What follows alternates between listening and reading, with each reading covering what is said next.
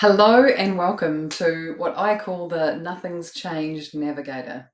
So this is a really simple technique for those awkward moments that I know every CEO faces when you have given feedback to your senior people, but nothing's changed. Nothing has shifted. It happens to everyone, and it's a really important technique or ability to be able to navigate that, because without it, you're at the end of the road and you can go nowhere. So the fundamental problem here is this: you've given someone some feedback, which is great because most feedback goes unspoken. So that's a great start, but nothing changed. The problem is saying it again is really patronizing. And most people have no idea, if not saying it again, what do I do next? This is what this technique is about. You have to do something next, because otherwise you are stuck with the bad behavior, the lack of capability, whatever it is that you gave feedback on. Without knowing what to do next, you're stuck. Do you say nothing? Do you give up? For me, at this level, that is neither of these things are an option. It is really important what you do in this moment. In fact, I would say that it defines your leadership. It really communicates your expectations. It defines your standards and determines accountability. If you're going to let people receive feedback but do nothing with it, you're not holding them accountable. That's not great for them and it's not great for you. You need to uphold really high standards. Otherwise, you wear their standards or your lack of standards every day. Performance and behavior and culture and results everywhere. Everywhere you look is a demonstration of the standards you uphold. And your expectations are, if I've given you feedback, I expect you to move on it. Really important that your people understand that. These are not just nice to have interesting conversations. These are conversations about growth and about development, and they need to be acted on. So we can't say nothing and we can't give up. So what do we do? Well, never ever share the same feedback twice. It is absolutely critical. It's patronizing, it's rude, you're not dealing with children here. Instead, share what you now see. And what I mean by that is, after you've given the feedback, what have you subsequently seen? And I'll give you a hint. What you've subsequently seen is that they haven't done anything with it. They haven't changed. That's what you've seen. And so the feedback has to evolve to be feedback about what you have now seen. It's not the original feedback you're now giving feedback on. It's the new observation, the thing they have done since then. A lack of action following a discussion. That's what you're now giving feedback on. Really important distinction to make is that your feedback evolves. Once you've done that, once you've shared that, then shift responsibility. You've shared your insights. Now it's on them. And what we do to shift that responsibility is to ask a series of questions. So here are a selection of questions. This is not an exhaustive list, but it's a list to give you some ideas. So what's stopping you from whatever it is that you gave feedback on? What is getting in your way? What are you unsure of? What have you tried? What do you want to try? What's in the way of you trying something new? What are you worried about? What do you need to do first? What do you need from me to get started? And what are you going to do next? So a selection of questions that's about putting responsibility on the other person to determine how are they going to move this forward. It is not your responsibility to move this forward. You've upheld your end of the bargain by giving them the feedback, by ideally showing them what you've seen. Now it's on them. What are they going to do with it? So if you'd like to write a script, and this is a great way to do it when you're coming at this new and doing something different. So a script will go something along the lines of, last week or month I gave you feedback about whatever it was. And since then, what I have seen you do is some description in your words about how they haven't taken action or how they've continued as before. And then a really simple statement. I would love to understand what is happening. And then a series of questions. So ideally, I would take 3 or 4 from the page before, or 3 or 4 that are your own, and ask them those questions. Create space for them to answer them. answer them in full, and then be really clear. Okay, let's revisit this on whatever date is appropriate. This week, next month, whatever is appropriate depending on the person and the situation.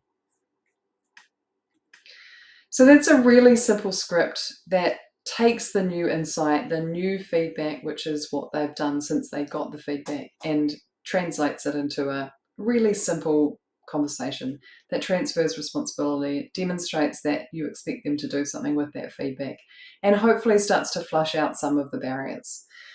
But if there are challenges, here are a few that I see and what to do with them. So some of the common blockers are people often say, I don't know. And I don't know comes from two places. One is it's a diversionary tactic. They don't want to talk about it. They think that that could be a reasonable answer that will get you off the scent if you like. And it's commonly used. So that's used in that way. It also could be used because people genuinely don't know. They haven't thought about it. It's not that there's not an answer, it's just that they're not present to that answer yet. And this often happens when the person's leadership style hasn't been about asking questions, that the people are just not used to being asked a question. And so they are genuinely in the dark. I've never been asked this kind of stuff. I genuinely don't know. The thing is that they do know, and there are answers. You're not talking about low-level people here. We're talking about senior talent who fundamentally do have answers. But often what we're talking about is soft skills, development edges, things that are a bit more nuanced. We're not talking about functional skills. We don't tend to be anyway. So they do know, and there are things there, but they're not necessarily at the surface, and they may take some time to flush out. So it is good to, at times when you get the I don't knows, to say, well, let's come back, go away and have a think about it, and then let's come back. Same with the no answer. So if you're not getting an answer, okay, please go away and think about it. Give them the questions to go away and think about. Give them your list of 3 or 4 questions and have them go away and genuinely think about them and make sure you come back on it, because that's really important.